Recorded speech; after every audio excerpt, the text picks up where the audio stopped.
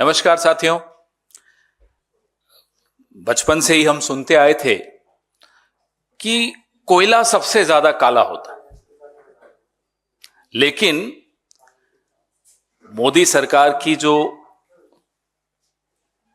कोयले के कारोबारियों पर जो मेहरबानियां हैं, वो अगर आप देखेंगे तो आपको समझ में आएगा कि कोयले से काला भी कुछ होता है, बहुत काला होता है। कोयला भी उसके सामने शर्मा जाए, इतना काला होता है। कोयला खदान आवंटन की जो हमारी नीतियां थी, आपने देखा, भैया आवाज नहीं प्लीज, जो हमारी नीति थी यूपीए के वक्त, उसके खिलाफ एक पूरा आंदोलन चलाया गया, हमें भ्रष्ट बताया गया। वो अब सब आपके सामने था। घोटाला बताते थे, साहब घोटाला हो गया, घोटाला हो गया।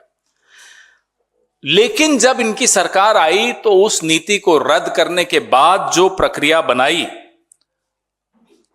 वो ऐसी प्रक्रिया बनाई कि सिर्फ और सिर्फ इनके गिने चुने मित्र बोली लगा सकें। नाम तो था कि साहब ऑक्शन हो रहा है। ऑक्शन के नाम पे ऐसा व्यूह रचना रची गई कि सिर्फ इनके काबिल दोस्त उन खदानों को ले पाए। क्या किया मैं आपको बताता हूं। पहले क्या होता था कि कोयला खदान जो एंड यूजर है वो लेते थे। एंड यूजर कौन? सीमेंट, स्टील, पावर, जो बिजली बनाते हैं। सरकार ने आकर कहा कि नहीं साहब, एंड यूजर्स की अलग अलग श्रेणी बना देते हैं। तो अगर विनीत जी पावर सेक्टर में हैं तो ये सिर्फ पावर सेक्टर के लिए यही बोली लगाएंगे। एक खदान में मैं सीमेंट वाला नहीं लगा सकता उसमें, और अगर मैं सीमेंट का काम करता हूं तो ये खदान में सिर्फ सीमेंट वाले बोली लगाएंगे, पावर वाला नहीं लगा सकता। और बड़ी वाहवाही लूटी इन्होंने, साहब हमने तो बड़ा कमाल कर दिया, ऐसी पारदर्शी स्कीम ले आए, ऐसा ऑक्शन की बोली लगेगी कि इसमें कहीं कुछ घपला हो ही नहीं सकता।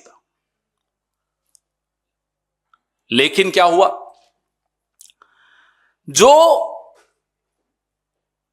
ऑक्शन हुई उसमें से 11 ब्लॉक्स ऐसे थे जिसमें औने पौने दाम पर कार्टेलाइजेशन होकर उस पर बोली लगी और वो चले गए।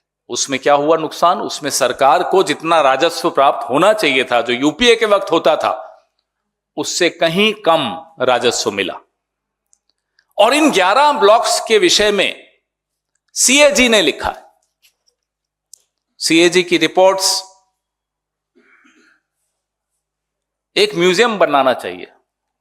सीएजी की जहां बिल्डिंग है ना, वहां एक संग्रहालय होना चाहिए, क्योंकि अब वो रिपोर्ट सिर्फ संग्रहालय में ही रहती हैं, संसद में नहीं आती, और मीडिया में तो बिल्कुल नहीं आती।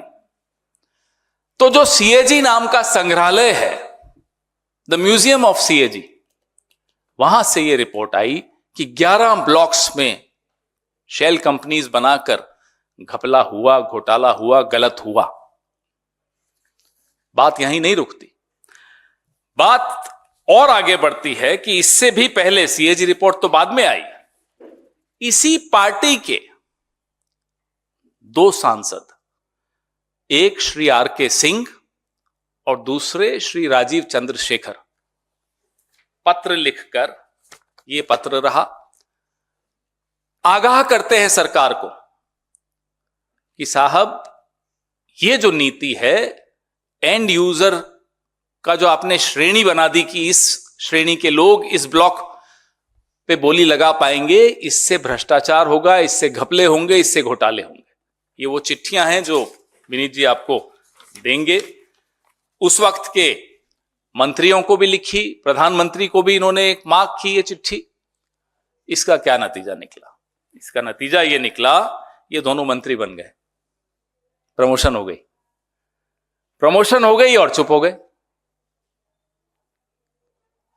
तो आप देखिए कि भ्रष्टाचार 2 तरह से होता है। एक, जो आवाज उठाता है उसकी आवाज बंद करने के लिए उसको प्रमोट कर दिया जाता है, और दूसरा, तुम मुझे चंदा दो, मैं तुम्हें कोयला दूंगा। दो तरीके से होता है।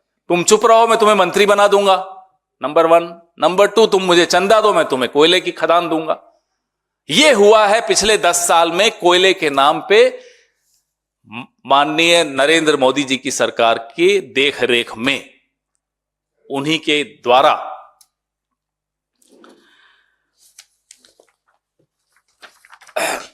जब सीएजी ने 11 ब्लॉक्स की धांधली के बारे में बताया और यह कहा कि सरकार को जितना राजस्व मिलना चाहिए उतना नहीं मिल रहा, पीयूष गोयल जी ने संसद में 4 ब्लॉक्स के बारे में स्वीकारा कि यहां इसमें कुछ गड़बड़ हुई।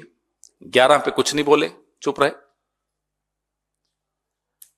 नीतियों में फिर परिवर्तन ली। 2015 में जो नीति आई, 2020-21 में आते आते फिर उसमें परिवर्तन। बोले साहब ये जो है श्रेणी बनाकर जो किया ये गलत हो रहा है। हर बार वाहवाही बटोरेंगे, हर बार चंदा बटोरेंगे और फिर बाद में चुपचाप से नीति बदल देंगे कि साहब हमने शायद गलत कर दिया, और पर्दा डला रहेगा। क्योंकि सीएजी संग्रहालय से कुछ आता है तो आप लोगों तक नहीं पहुंचता, और आप लोगों तक पहुंचता है तो हम लोगों तक नहीं पहुंचता, और हम लोगों तक पहुंचता है तो दर्शकों तक नहीं पहुंच पाता। तो यह स्थिति आज इस देश की हो रही है। 2 शौक हैं हमारे प्रधानमंत्री जी की, हवाई यात्रा करना और हवाई बातें करना। तो जिस व्यक्ति, जो दोस्त जिनके हवाई जहाजों में हमने इनकी कई चित्र देखे हैं, प्रधानमंत्री बनने से पहले, प्रधानमंत्री बनने के दौरान, उसके बाद तो अपने 2 अच्छे विमान आ गए प्रधानमंत्री बनने के बाद, तो उससे पहले तक का तो बता सकते हैं। उस दोस्त को आपने एयरपोर्ट्स दिए, कोयले की खदानें दी। ना केवल कोयले की खदानें दी, इसमें एक बहुत दिलचस्प पहलू यह है कि अगर कोयले की खदान एक सरकारी कंपनी को मिलती है तो उसका जो एमडीओ होता है, जो उस पे माइनिंग का काम करेगा, वो भी यही दोस्त। ऐसे दोस्त भगवान सबको दे। ऐसा दोस्ती आपको कहीं नहीं दिखेगी। आज तक अडवाणी जी कंफ्यूज हैं कि वाकई भारत रत्न उन्हीं को मिल रहा था या कहीं और जाना था, गलती से आ गया। यह दोस्ती का है मामला। निर्मला सीतारमण जी हमारे अगेंस्ट एक व्हाइट पेपर निकाल के बड़ी तेज बोल रही थी, और उस व्हाइट पेपर के माध्यम से जो पर्दा डाला जा रहा था इस कोल स्कैम पे, वो आज आपके सामने है। वो अगर आप दिखा सकें चिट्ठियां तो एक बार स्क्रीन पर भी चालू कर दीजिए।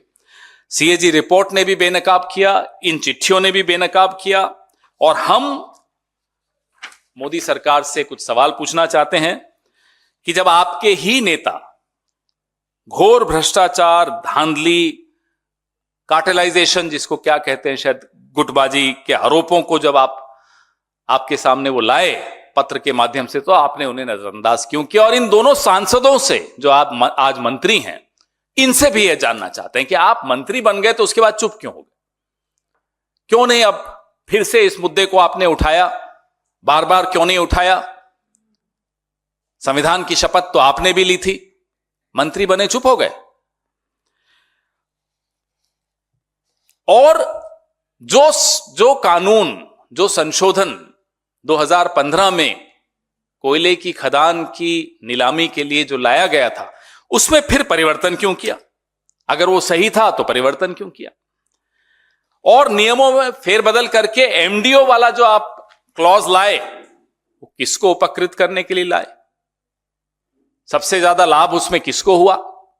हम मोदी सरकार से ही जानना चाहते हैं। ऐसा प्रावधान कि 2 ऐसी खदानें जो रद्द हो गई, जिसका आवंटन रद्द हो गया, और जब वो आवंटन फिर से हुआ, एमडीओ वो ही रहेगा जो पहले था। कभी हुआ है ऐसा? इनको खदान मिली, इनसे वापस ले ली गई, फिर किसी और को मिली, लेकिन एमडीओ का काम जो मुझे पहले मिला था मैं ही करता रहूंगा। क्यों? क्योंकि मैं दोस्त हूं। तो ये दोस्ती के उदाहरण मैं आपको दे रहा हूं कि ये कैसे उन्हें बचाते हैं, आगे बढ़ाते हैं, पनपाते हैं। ये एक बहुत बड़ा स्कैंडल है, बहुत बड़ा स्कैम है। और इसमें ये जो पत्र हैं जो आपको दिखाए आपने, ये पत्र जो आपको दिखाए हैं, आपको दे भी रहे हैं, आप ही जैसे कुछ साथी हैं रिपोर्टर्स कलेक्टिव वाले जिन्होंने ये निकाले हैं। और पत्रकारिता में एक अच्छा उदाहरण भी पेश किया है कि आज भी जो घपले हैं जो सीएजी में सामने आते भी हैं तो दब जाते हैं, वो घपले दबाए नहीं जा सकते, छिपाए नहीं जा सकते। आने वाले कुछ महीने और आने वाले कुछ साल इस पूरे गैंग के लिए, ये गैंग चल रहा है, अच्छे नहीं होने वाले। हम आपको बस इतना बता सकते हैं, क्योंकि ईडी और सीबीआई और इनकम टैक्स का कैसे उपयोग करना है ये हम जानते हैं, दुरुपयोग भले ना भी कर सके। सरकार में आने दीजिए, फिर दिखाते हैं आपको।